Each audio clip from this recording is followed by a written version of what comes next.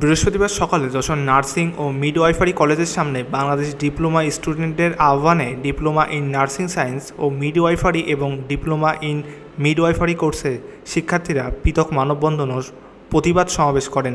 তারা উচ্চ মাধ্যমিক এইচএসসি পাশ করার পর ডিপ্লোমা শিক্ষার্থীদের ডিগ্রি সমতুল্য মাস্টার্স প্রদানের দাবি জানান।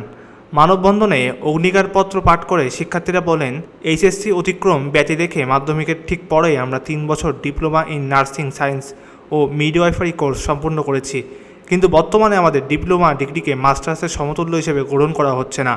ফলে উচ্চতর পদে চাকরি ও গবেষণার সুযোগ থেকে বঞ্চিত হচ্ছি।